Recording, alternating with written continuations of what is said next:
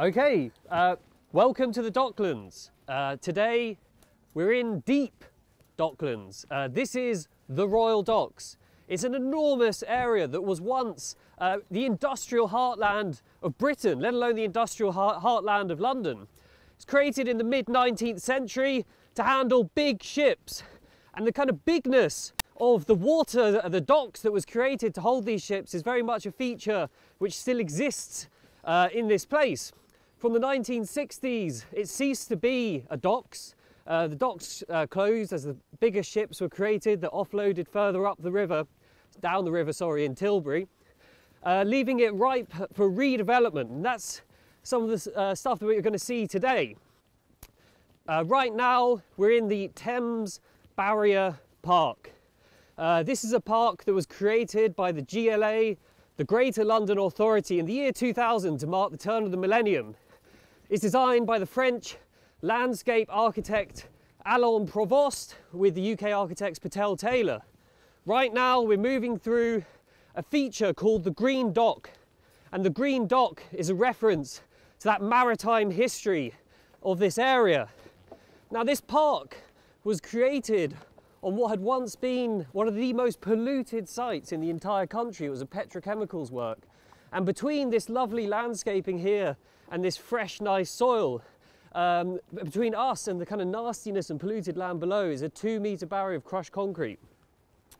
But very much this park was created as the centrepiece for a new residential district which would emerge around it. And we're going to see 2 decades on from the creation of this park, some of those homes as they are now. It's an amazing landscape, isn't it? That green dock. It's sort of, so many English parks are trying to sort of do basically the same thing, a kind of bland, bucolic, grassy, flat, kind of picturesque landscape. And then to see these like mad, undulating, topiary hedges, it's such a refreshing change of pace. Shows you what you can do with a park when you're having a bit more fun. Absolutely. I think one of the things that's so striking about it for a publicly made park is like the size of it. We don't really have many new parks made of this scale, although certainly perhaps the sort of scale of it, it has led to it suffering a bit. So obviously it's called, in terms of its maintenance, it's called the Thames Barrier Park because it is next to this fascinating bit of civil engineering, the Thames Barrier, which is absolutely stunning. Finn, what do you think of the Thames Barrier? I love it. It reminds me of the Sydney Opera House, these kind of swooping shell-like forms. And it's a really great example of a piece of infrastructure that is doing more than just serving a kind of utilitarian purpose. This is an icon, this is a bit of culture, it's a bit of civic art, but it's also protecting London from flooding. So it's a really elegant bit of work in my view. I mean, who designed it? What's the story behind it? It's a fascinating story. So the Thames Barrier, it was a building which completed in the mid-1980s. It was a project which was overseen by the Greater London Council, the GLC, the predecessor of the GLA, which then created this park. Right. But famously, the GLC was disbanded in the mid-1980s. So this project was actually completed by its successor, Thames Water Board, okay? But what this is obviously this is a 1980s building, but it started work constructing this thing in the 1970s. But what it dates back, the idea of building it, to the 1950s. And that was when in 1953, in the North Sea, there was a surge tide, and the surge tide created massive flooding all over the southeast coast of England, killing 2,500 people. So that after this tragedy, minds came together to come up with a way of making sure that a surge tide in the North Sea would never kill as many people again or destroy as much property. Wow, I had no idea it had such a kind of poignant like impetus behind its creation. Well, exactly, and it's a really good example of the kind of success that can be achieved when a big idea and a cause and some good engineering are all put together. And what do you think this says about, because you know, in Britain we often whinge about the public sector not being able to achieve big ambitious projects, and certainly when you think of, you know, Crossrail or these projects that get delayed, you can see where that's coming from. But it sounds like this was a kind of real public sector initiative and accomplishment.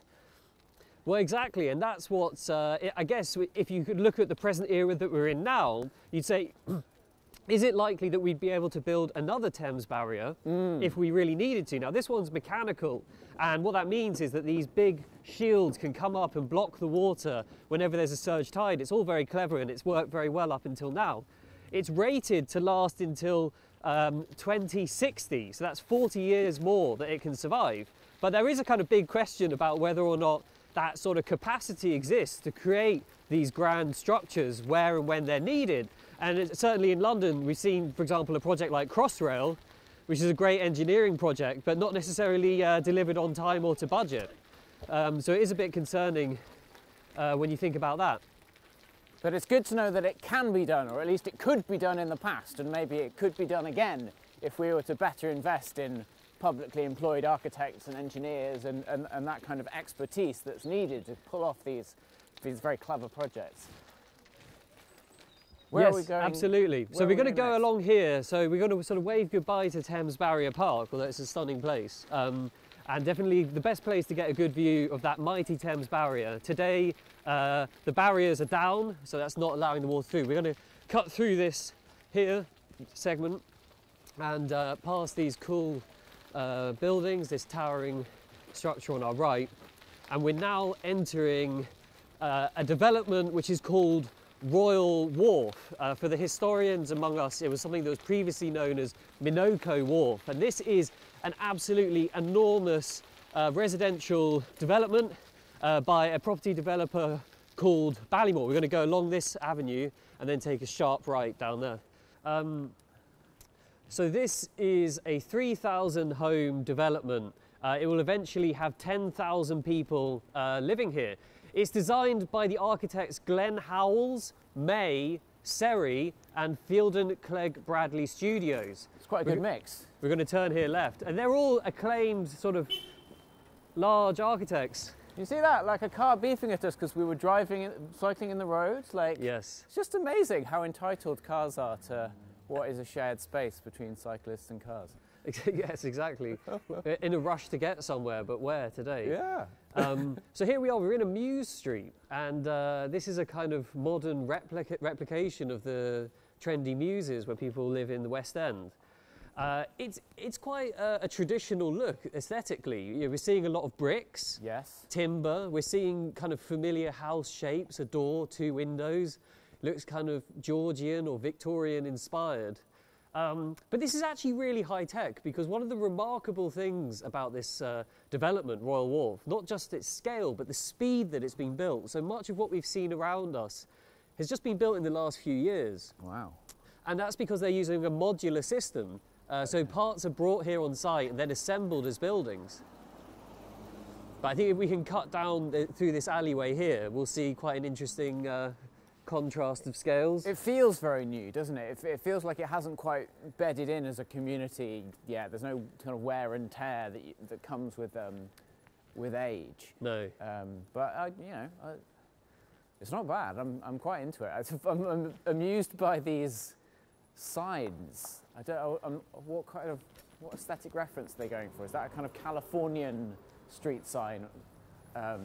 Iconography or something like that. Yeah, it feels like Sunset Boulevard. So we've gone from the tiny Muse Street and now we're in a grand civic square. Well, grand is a little generous, but yes, it's a big civic square, certainly. A big civic square, yeah. And you can see there's some interesting different types of buildings over here. This one with the scalloped facade, so it's a bit less bricky and a bit less traditional. But this is one of the kind of main squares of Royal Wharf. Okay. We're not going to stay in Royal Wharf too long. What we're going to do is we're going to cut down this avenue here on the right, and we're going to move on to explore some other areas in the Royal Docks and beyond.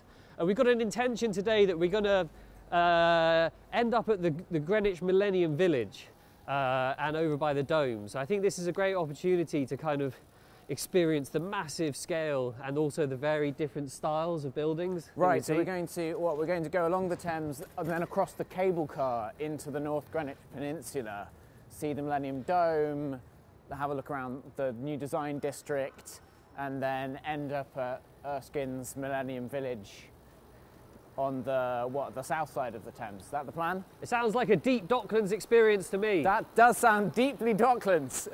Okay, so left, we go left here, and then we're going to want to do a right, but slightly, I think on this path here, where there's this arrow, the one-way street. Yeah, we're going to go down this one. I love this bit of the Docklands Light Railway with this kind of amazing monorail-like raised track. It reminds me of sort of bits of Tokyo. It's yes. sort of, you know, proper bit of infrastructure there, just swooping along the road. Yeah, in many ways that's possibly the finest bit of architecture that knits this place together. And that street itself, it's been in that form for a long time. You know, that was one of the main conduits that knitted together this extremely industrial neighbourhood that was a kind of engine of productivity for Victorian Britain. Now we're going north towards Royal Victoria Dock, and on the left is Britannia Village. It's a very suburban and very 90s wimpy homes housing scheme. Huh. And I say it's very suburban because this is the kind of place where there are sort of cottages with gardens and off-street parking, and it feels more like you're on the edge of Milton Keynes than in the centre of a big city. But on the right of us is the extraordinary Millennium Mills. And this chimney here, which is now the centrepiece of a roundabout, quite a clever reuse of this structure, is a reminder of the enormous mills that used to occupy this land. And on the right, with the Millennium Mill, is a kind of mighty post-industrial icon. This was a flour mill. You can see that it's constructed in 1933. It hasn't been used for any purpose really for decades now. And this land that surrounds the mill and the mill itself is part of a large development called Silvertown. This is a development which will be designed by the architects AHMM, DRMM, Pollard Thomas Edwards and McCraner Lavington. It's going to create about 1,000 homes. Again, quite a big thing. Yeah. And it's also going to restore that Millennium Mills building and a Grade 2 listed silo as well, which is also near to it. So that could be quite exciting in the future, being able to go inside a restored Millennium Mills. We are in some ways in a fantastical landscape. You know, someone dreamed up the idea of building these docks, if that's audacious enough. But then somebody had to reinvent it. And here we can see an example of how the high-tech genre was used to try and to reinvent this this place. So to the right of us is probably one of my favourite buildings in London, actually, and it's totally underrated and underappreciated. This is called the Victoria Dock Harbour Bridge. And this is the result of an architecture competition which was held in the 1990s and won by an architecture practice called Lifschutz Davidson Sandilands. They're the architects who designed the Hungerford Bridge footbridges. Huh. But this was just before that. This was about 10 years earlier. And but what you can see is like a really kind of engineering-led structure, very lightweight, very high-tech, basically designed to just create an enormous span over the dock so that big boats could continue to make their way throughout the entire dock. So the result of this bridge is that Sunborn over there can moor there. So it's a big effort to allow that boat to be there. I still think the bridge is better than the boat, but... Oh, 100%. It's sort of one of those bridges that feels like it's defying gravity. This doesn't seem to be quite enough material in the bridge to like get over such a huge span of water. And I guess they're trying to represent the kind of pioneering spirit of that kind of political moment in which it was commissioned, but also reference these amazing cranes, the kind of machinery that would have been once all over this Docklands. But yeah, I have such a soft spot for high tech when it's trying to do amazing structural gymnastics with very, very limited amount of materials. Really cool. Should we go up? Let's Should we go see up. the view? So the lift is broken, you say, so we're going to have to carry our bikes, which is... Well, this is a bit of a tragedy. So you can see here there's these beautifully exposed lifts on the side, which kind of make a virtue out of their mechanical finesse, but you know, they're so virtuous they've broken. So you know, this is a real shame for disabled people, people with buggies, people who find it difficult to go upstairs. So I think it's a real tragic thing that people like that are excluded from being able to enjoy this in the same way. It is nuts that, I mean, it sort of tells us something about the way that we make architecture and infrastructure in general. We spend all this money and effort designing something really cool, but then don't put in the effort to maintain it. And maybe if we were a little less excited by making the cool stuff and a bit more excited by like caring for and maintaining the city, stewarding the urban realm, then there wouldn't be so many broken lifts. Well, certainly a recent project that Lifschutz Davidson Sandilands work on is the Illuminated River, which has lighted up bridges across the central segment. But it would be lovely if a project like that could also light up this bridge and fix the lifts at the same time. Thank you very much. We're going to have to do this at the other side as well, aren't we? Yeah. Oh well, we'll get a cool view from in the bridge. Thank you. So, very nice. Endorphins racing. We're now atop the Victoria Dock Harbour Bridge. 1990s structure creates this stunning viewing platform. To both sides we can see the Victoria Dock below us, and you really get a feel of the kind of bigness of this area. To the right there's also the London City Airport. So in the 80s and 90s, faced with the kind of enormous expanse of land that needed to be repurposed, there was enough land to think, yeah, let's build an airport here. Yes, I see what you mean. There's a kind of vastness to this bit of London that is maybe not what most people think of when they think of London. They probably think of, like, you know, Camden or Kensington or Westminster or the City of London, these sort of much denser, more tightly knitted pieces of urban grain. Whereas here there's a kind of windiness to the whole thing. It goes on forever. That kind of windiness is met in a structure like the Excel Exhibition Centre here to the right. So here is an enormous exhibition and convention centre. It hosts things like Comic-Con, it hosted things like the EcoBuild Environmental Construction Conference, but also things like defence, weapons sales exhibitions and things like that. Yeah. So it's a huge column-free space, and obviously if you go in there for an event, you're kind of looking at the stalls, you're not looking at the building itself. But there's something very curious that us as humans need to create enormous indoor spaces with controlled environmental conditions when the outside world is so beautiful. Yes, well, the kind of the phenomenon of the trade fair it feels very weird in general, that you kind of build all these little artificial rooms which have like a very particular design aesthetic, and then you kind of potter around all these rooms inside this giant shed. I find them very unnerving places because they seem so detached from reality. Yeah. So kind of fake, and yet they are in many ways the heart of how we do business.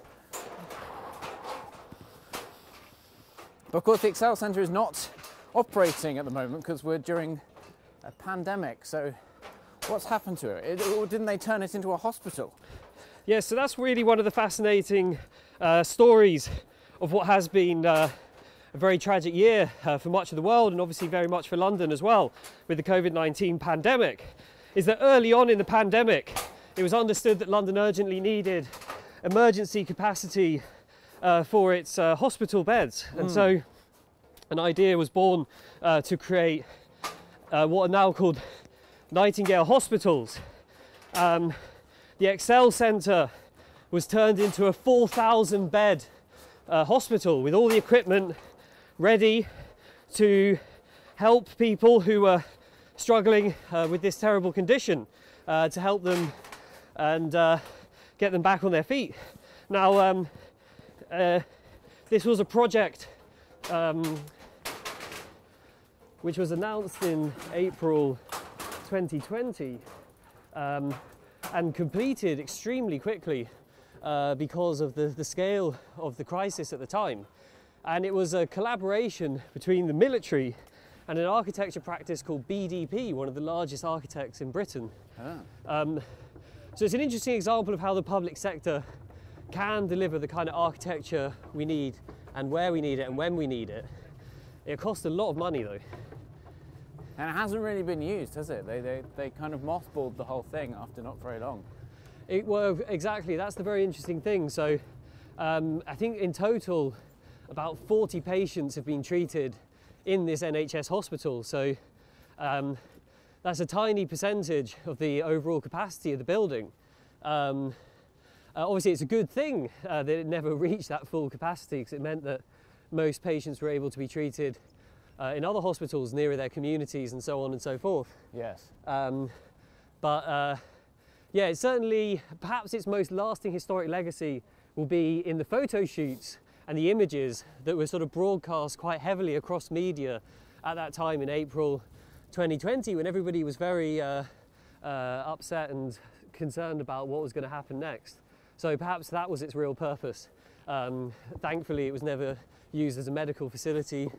But we're going to go along the waterfront edge where we get some cool views. So this is a kind of plaza.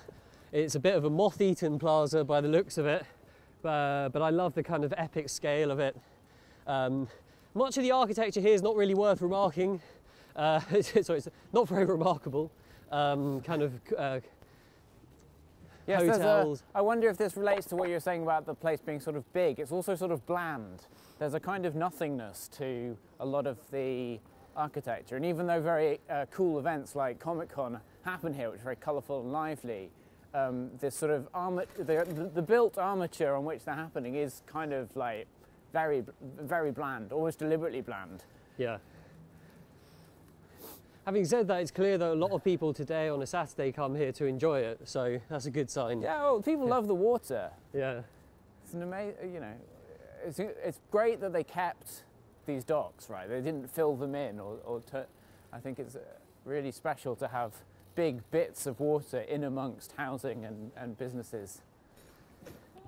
I have to say that even before the lockdown and cafes and bars being shut, this was possibly a place where it was quite hard to get a meal or a snack.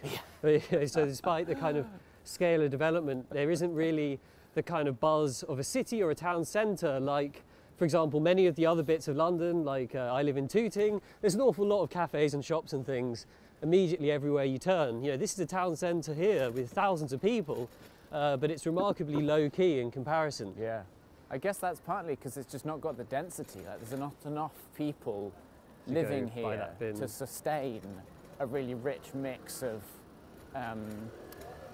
you know, of restaurants and cafes and pubs and clubs and so on. Like people whinge about density sometimes, but actually you do need density in a city to be able to have all the other cool bits that make cities fun to live in. Yes, yes. I guess it's that that kind of legacy of the attempt to make Docklands a very suburban place. Which kind of like kept the city, tamed the city, and made life in the city a bit more sanitised, a bit more car dependent. Yes. And then the kind of present era where the big reasons for living here are the buzz and the people and the art and the public realm and cultural facilities. But I think we're going to check out the Crystal now before we jump on the cable car. There's a really interesting bit of architecture here, this building, which is quite a recent building, although it doesn't seem to have had, doesn't have much use for a few years. It was built, designed by the architects Wilkinson Eyre and Perkins and Will, as an innovation centre for the technology giant Siemens. It was created in about 2011 to coincide with the Olympics, which happened in 2012. And there was a kind of feeling that the Olympics would bring a wave of investment to London. Which in many ways it did. There was, you know, London property has really boomed in the years following it, up to the pandemic. So this is the Crystal. It was built as an innovation centre. I don't think it really had that many people visiting it. I certainly didn't visit it. And it is now empty, but it is, what's it going to become next, Finn? Well, very sort of surprisingly, but I think excitingly, the mayor Sadiq Khan, Mayor of London, announced that he would move the London Assembly here. So those are all the kind of elected politicians that Londoners pick every few years to represent them in the Greater London Authority, and they meet in the London Assembly, which is at the moment in City Hall, next to Tower Bridge, a building designed by Norman Foster.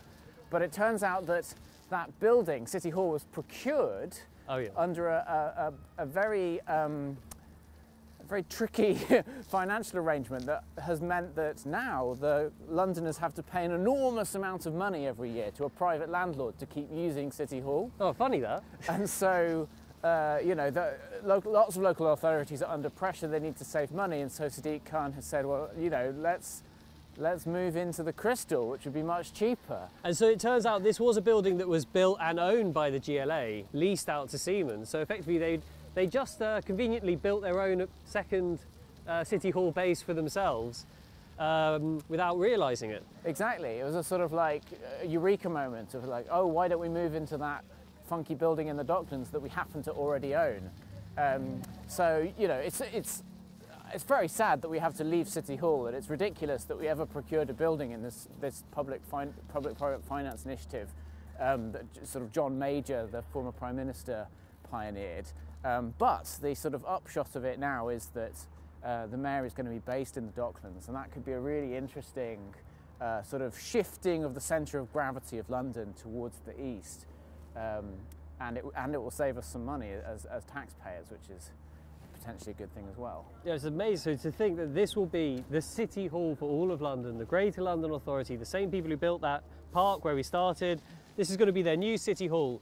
And whereas now it's, you know, people relaxing and having a nice weekend, a bit of a kind of village feel to it, in the future it'll be full of civil servants and the mayor. Power brokering. Yeah, power brokering. So it'll be a real kind of a place where the politics of the city is happening. So that's a really exciting thing for Royal Docks, and something that I'm looking forward to seeing happen.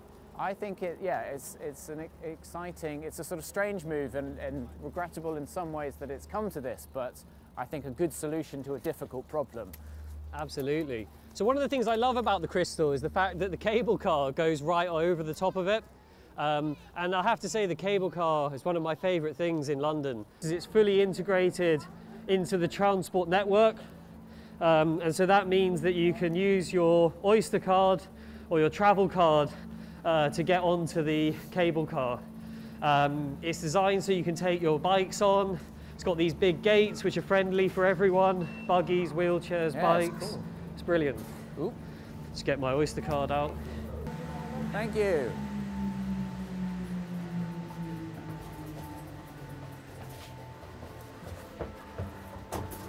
We're about to take off.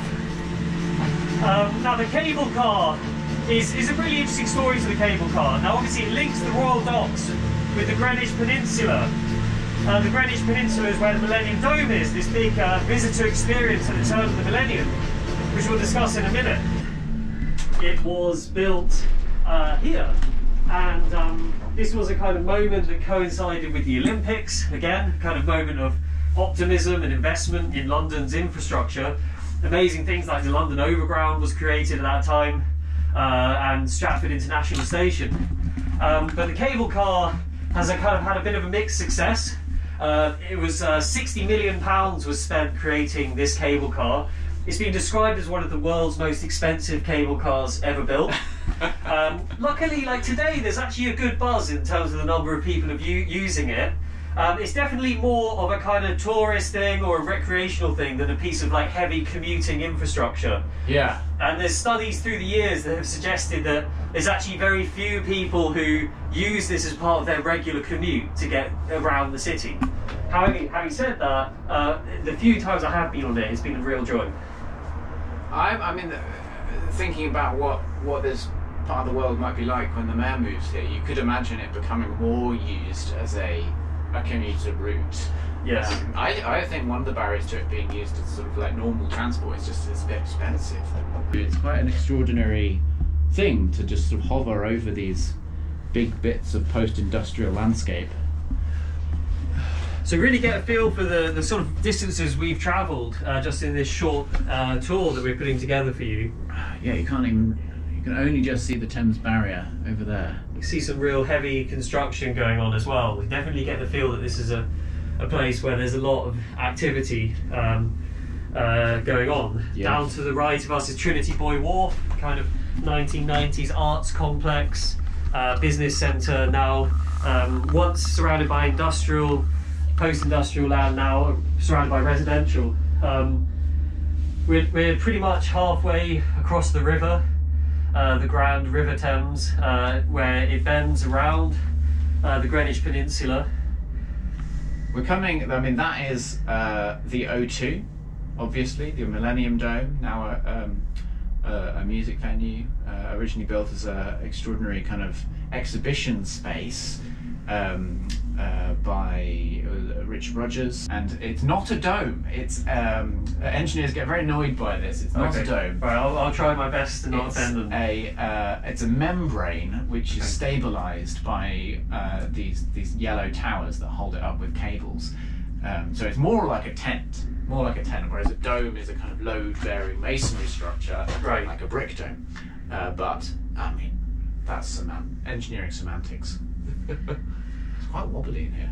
Yeah, well, it's actually a bit of a feat. The first time you go on this, you can feel a bit scared actually, because you're so high up, and it really is just you in the gondola keeping you going. But interestingly, the dome itself is now obscured by some buildings which are between us and the dome. This is designed by the architects SOM, these like New York skyscraper architects, but who also have designed more and more residential buildings in London in recent years. But it kind of reflects the interesting story of the dome itself. So long after the Millennium Experience, which is what the dome was originally created for, this big museum, this big show where people would come to celebrate the turn of the millennium, where the Greenwich Prime Meridian line goes right through this site. The idea was that this land around here would then become a big residential zone. But so what that meant was that an enormous amount of money was spent preparing this land for large-scale redevelopment. Now, for the 100 years preceding the millennium, this was a gasworks. It was a place where coal was turned into gas, and that was quite a sort of polluting industry. And that meant that this land was some of the most polluted in the world. And so the actual cost of building the dome and reclaiming this land came in at £768 million. Wow. Which is an extraordinary amount. Yeah. And the dome wasn't much of a success as a visitor attraction. It was met with quite a hostile press. Eventually the dome itself was sold almost at a kind of loss. And then ever since, various different players have attempted to redevelop this land and kind of make good on that grand vision to create this stunning, vivacious residential and commercial area in the hinterland of the dome itself.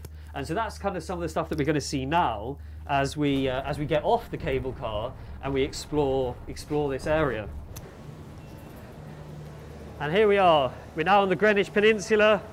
In a few short minutes, we've gone from being over at the Royal Docks to being in Greenwich.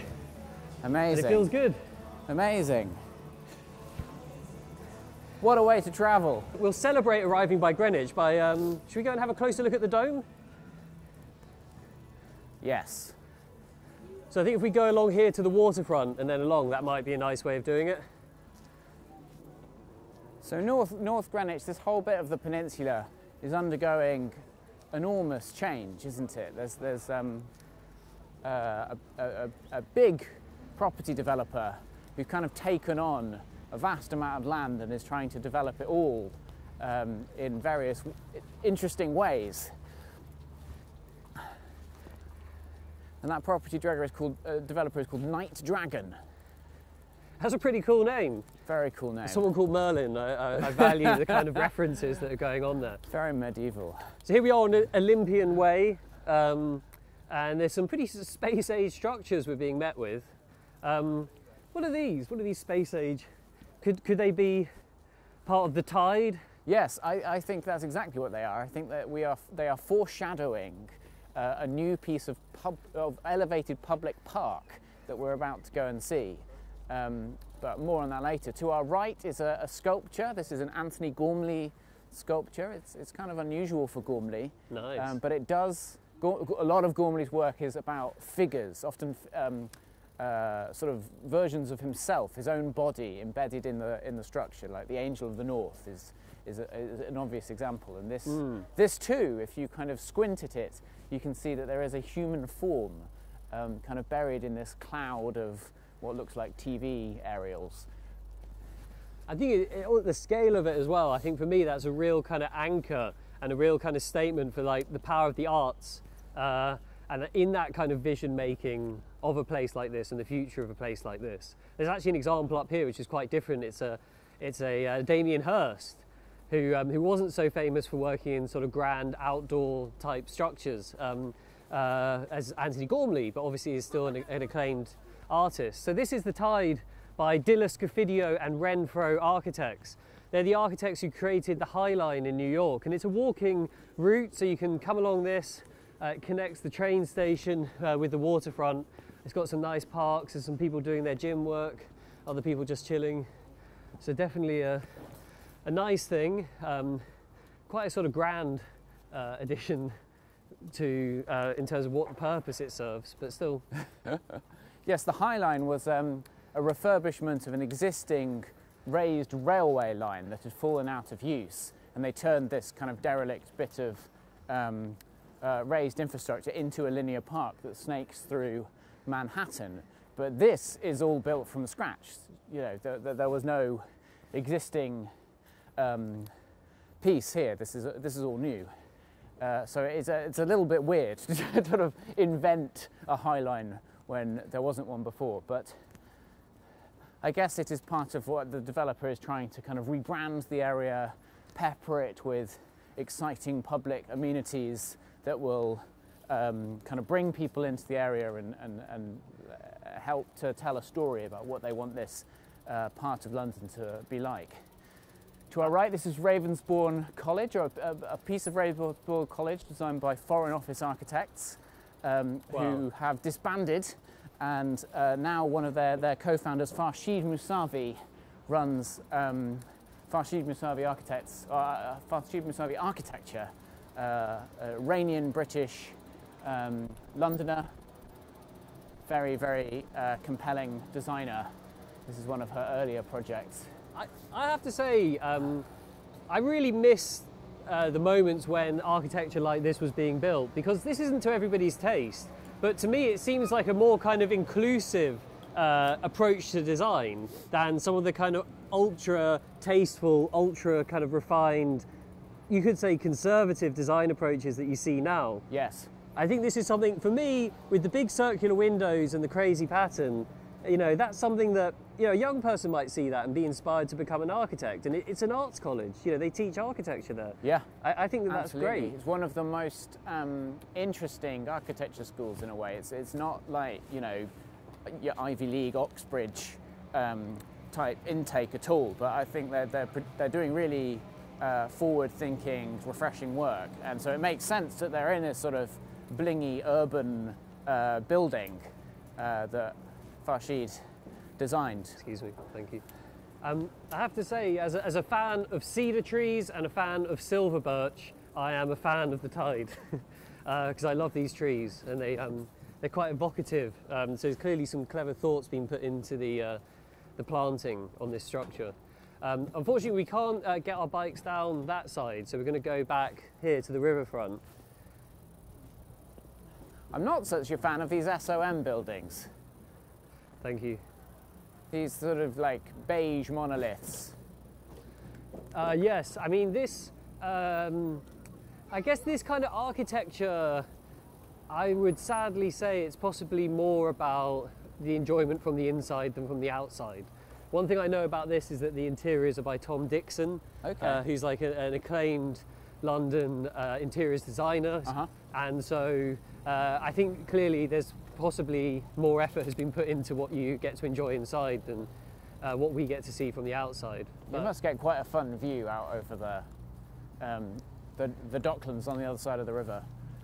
I really love this this opportunity we're going to have now to sort of loop around the Millennium Dome. One of the things that's quite remarkable, I mean, this was a building that was created to mark the year 2000 and the beginning of the new millennium, an era of optimism, the advent of the internet, the end of the Cold War, a kind of spirit of futurism, and it's a very futuristic building.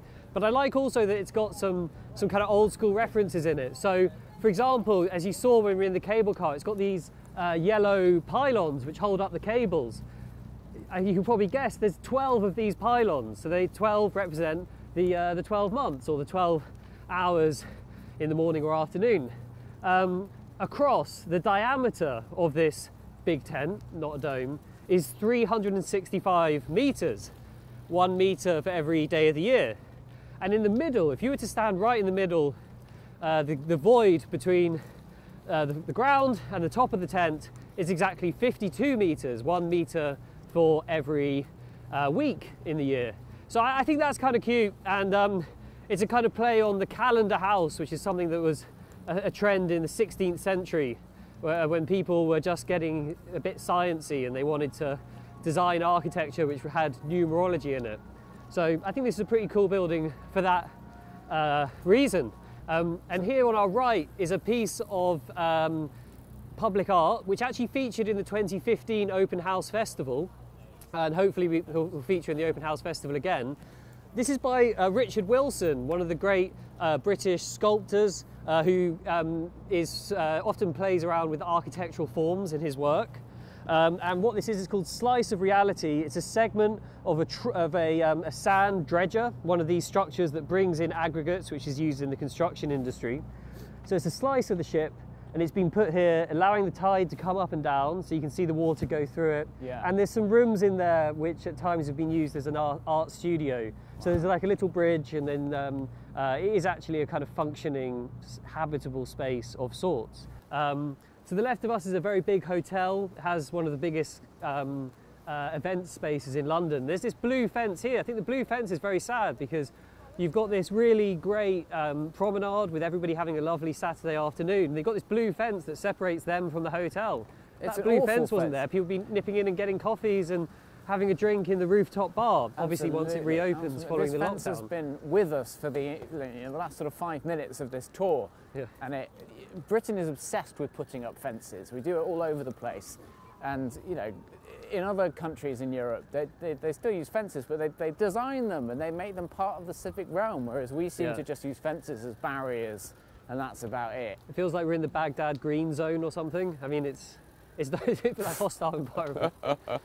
The upside down pylon on the right is by Alex Chinook, who's a sculptor who, again, is very influenced, like Richard Wilson, by architectural forms. He's done some really, really cool work over the years. And this is a piece I quite like. I think it's nice. As you can see, the cycle infrastructure and the connectivity hasn't quite been sorted yet, but we're hardy cyclists, so we'll get through.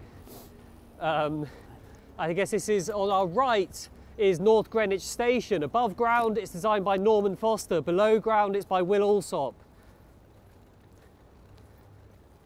This really is the gateway to the peninsula at the moment. Not the route that we're coming in, but you get off at this station and you step into this forecourt with this covered walkway that takes you down to the dome. And this is like the welcome mat to what is going to be an enormous, extensive development stretching east from where we are, back along the river. I love here in the middle of this square is this spire called the Millennium Spire by Bar Gazettus Architects. You see, it's so big, but it's practically invisible. This stainless, that was a result of an architecture competition. Was it? Yeah. Yeah. I wonder why they chose that winner.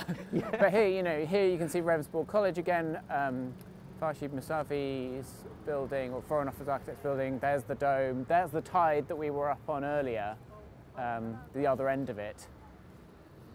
But Merlin, should we go and look at the design district? Yes, absolutely. Yeah. Let's have a look at the design district. I'm just going to say one of my other favourite features of the dome, if it's possible to show this to you, is one of the things I absolutely love about the dome. Obviously, it rains a lot in London, and this is a tent, and rain's going to come off it. So the rain will come down here to these corners, and it drains into this drain here, and then it falls onto these big rocks, and another drain. So when it is really pouring down, these become like water features. Oh, that is lovely. Almost like a sort of high-tech gargoyle, channeling the rain and then like expressing it, so you see it falling from the tent to the rocky ground. Kind of elemental architecture.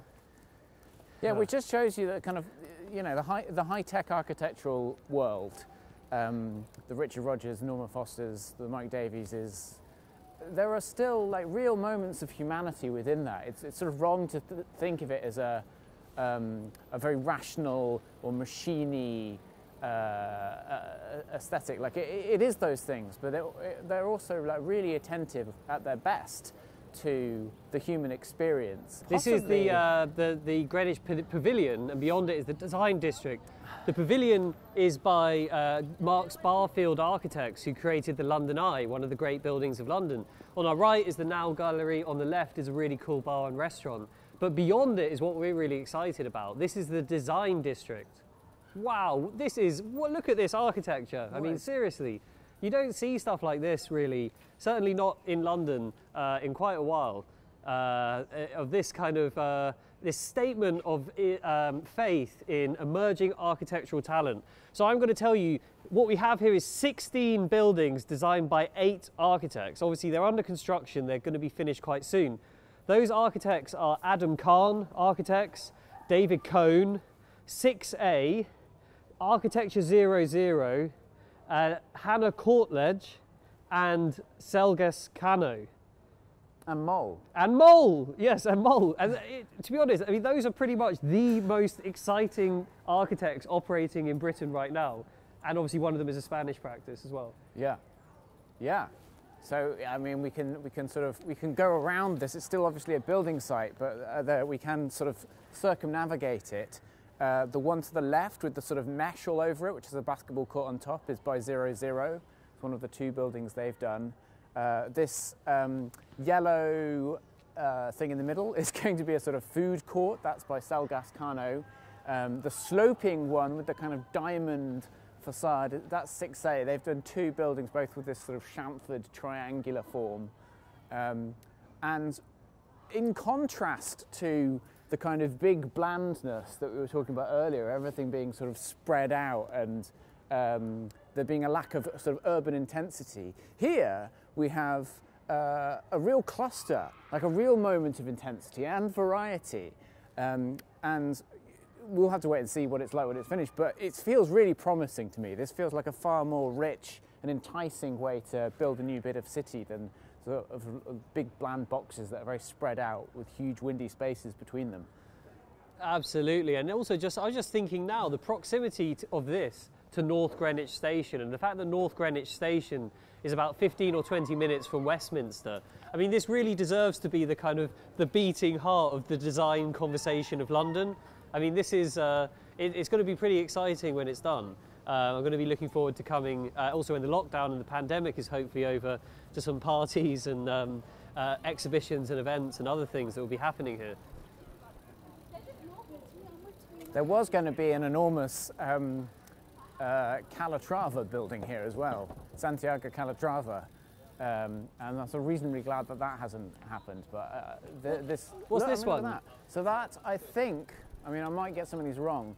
I think that's Mole. I think that's Cambridge-based architect Meredith Bowles and his team.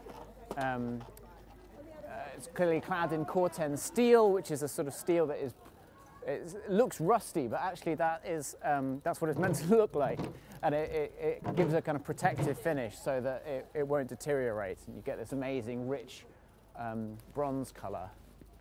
This is Hannah Courtledge, I believe. That's so nice. The kind of ridged one. That is really beautiful. It's got a real kind of university campus feel to it. This one covered in scaffolding is 00 again. Wow. Actually, I think the first 00 is possibly my favourite.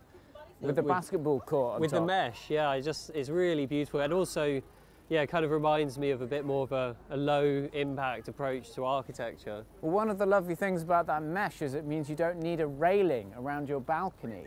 So you sort of have this feeling of just being up on a platform and being very safe because you can't fall off because of this mesh So one of the things here, you can see 6A's second building, which like the first one is a slopey building. And I think they were quoted as saying that they didn't want to design like an A side and a B side. So they just designed two buildings that were the same. They're both A sides. But on our left is quite a cool art installation by Studio Weave. It's like a playground, really, a kind of structure that kids clearly enjoy being on. And it's basically inspired by a traditional London house, a kind of Georgian or Victorian house. You can see the big red door, beautiful door with the fan window above, and then the pairs of windows. And it just allows you to just go in there and be imaginative about architecture. I mean, this is brilliant. This is exactly what we want. Yeah. You know, just more ways for people to enjoy building and, you know, feel included in the conversations about it. This is one of the first things they made in this particular area as a kind of viewing platform, so you could look over all the development going up around you. And it builds on Studio Weave's earlier work. They did a project called the Palace on Pillars, Yeah. which sat at Aldgate on I think the exact spot where Geoffrey Chaucer used to live, Right. Above the old East Gate to London, which is where Aldgate gets its name from. Aldgate, Eastgate, the Old Gate. Anyway, and it had a very similar kind of filigree of timber, creating a sort of folksy box, and it was very beautiful. And sadly, it was a temporary project. It's been taken down, but it's really nice to see that Studio Weave were kind of redeployed to make a kind of newer version of a similar idea. I think it might have been Amelia Hunter who led this project. I'll check that. Well, absolutely. Whoever it was did an outstanding job. We're going to go left here towards the waterfront. There's a bit of a mixed bag architecturally around here, but there's a few buildings I really like. Most of the stuff here is by C.F. Moller, who are a Danish and UK-based company. To the left is a tower by Pilbrow Partners. It's not as good as the SOM towers, in my opinion. Coming up here on the right is a community building by DSDHA, and it's kind of like at the prow of a ship, which I think is pretty nice. So this is like cafe, creche. It's a very small thing, but I really like this bit of seating to our left. So I have no idea who the designer is. I don't know if you know Merlin, but this is a very long table which has different bits of seating along it. And it has these barbecues, which I guess have been closed down due to COVID fears, but in normal times you'd be able to come and have a barbecue here and then eat it on this like massive communal table. Yes, yeah. This is what London needs, more beautiful outdoor recreational spaces that everyone can use and have fun. Exactly. Like, I want to use this barbecue for my birthday next year. The quality of these little stools is outstanding. They've been made with some sort of like cast terrazzo, stained concrete. Like mother of pearl in it. Really. Bits of crushed seashell. Some of the little domes have sadly chipped off, but I would love to see more stuff like this. And I think it's great, you know, we see so many kind of boring picnic benches that are about the size for 6 people. Yeah. Whereas this, by its longness, suggests much larger dinner parties could take place on this table and have a much more kind of communal feeling, which I really appreciate. It doesn't have any it hasn't made any value judgments about the size of a family. Yeah, exactly. My family could fill this whole table. It's very generous, and yeah, it's a small thing, but I think a lovely one. It's obviously a place where people like to come and play, people like to come and enjoy the promenade of the waterfront. I think if we're able to turn into the right, there's some quite cool student residential buildings for Ravensbourne College, which are designed by AHMM. But it looks like these avenues are closed, unfortunately. Oh no, it's not. Here we go. Let's get in there.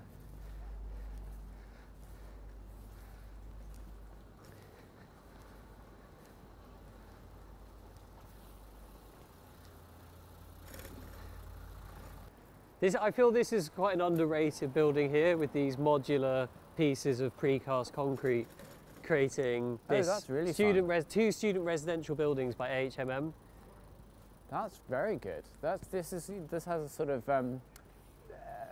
what's that school that AHMM did that won the is it Burntwood School? Burntwood School won the Sterling Prize. This has a similar kind of character in how they're making those openings, and the treatment of the concrete, or the render. Yeah, I think this was probably built around the same time as that. I think this is 2015. But it links nicely as a kind of building of high architectural quality to the Greenwich Millennium Village, which you can see in front of us here. A real striking, multicoloured construction, a residential zone by the great Swedish architect Ralph Erskine. Yes, most famous for Byker Wall in Newcastle, which the historian Owen Hatherley describes as like the last great housing estate that Britain has built. So this is obviously a similar scale. It's also had a lot of Erskine's influence, but doesn't quite make it into Owen's definition of greatness. I guess because it ended up being compromised in a few ways that we might go and have a look at. But this was really the first bit of the development when they built the Millennium Dome. This was the kind of counterpart.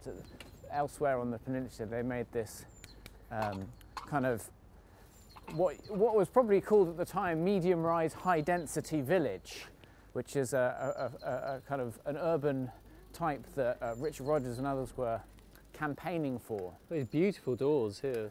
And it has some real qualities. You can see they've lifted the whole thing up and buried the car parking. So there's very few cars on the street, which gives it a kind of village-like quality, even though you know, these are really quite big buildings.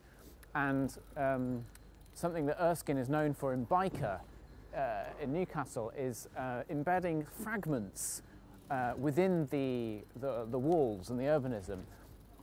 In Byker, he found fragments from the site. Here, there wasn't so much on the site, but you can see how he's using like highly textural brick on the ground floor to give a similar kind of sense of, there's a lot of variety, there's a lot of character, there's sort of hidden pieces in amongst the blocks. The place I think we should go is up that staircase. Yeah. It will be locked at the top, but we can get a look at the Communal Gardens, which are really like the best bit about the estate is that on top of the car parks they made communal gardens for the residents. Let's try and see if we can get up there and see if there's a nice view we can enjoy from up there. So what we're seeing is a place where there's lots of details which are designed to give delight to the people who live here, and I think that's a really generous thing, and not least probably something that's been quite appreciated by residents during this time of the pandemic and the lockdowns, where we've had to spend more times in our home. So these little just tiny textural things and colours they certainly offer a lot more than the Victorian street that I live on when it comes to nice things that you get to see. Yeah, so unfortunately we won't be able to get in here because it's residents only, so you know that's a shame. But if I just pop the camera through, you can see there's quite a lovely garden here, similar to maybe the World's End garden, the Jim Cadbury Brown and Eric Lyons estate in West London, that is raised up and for residents has these wonderful silver birch trees, and then it's surrounded by Erskine's multicoloured vaulted housing. But if you think about all the other bits of like new city we've cycled through, this is the least car dominated, isn't it? This really feels like you could probably play quite happily here and not be that worried about car. We wouldn't get beeped at like the way we were beeped at in Royal Wharf. No, not at all. This is like a pedestrian, cycle, pushchair, wheelchair zone. And there are cars here, but they're clearly discouraged and controlled quite successfully. And it's funny that this is the oldest bit, you know, that we've actually got worse at how we engage with cars in urbanism over the last few years. So here we are at the Greenwich Yacht Club, end of the tour. There it is behind us. I mean, I think this is a great place to finish. It's such a sort of enigmatic building, a sort of strange community facility poking out on legs. So we've seen a lot today. We started at the Thames Barrier, we came over the cable car into North Greenwich, explored the Design District. It's been a fascinating adventure. Merlin, what have you learned? I've learned that deep Docklands has got a lot to give. It's definitely a fun day of exploring, and I hope you enjoy enjoy seeing the things we've seen today and hearing some of our thoughts. It's been a real pleasure. I hope to bring you another one of these soon. Yeah, thank you for joining us, and yeah, see you soon. Bye. Take care.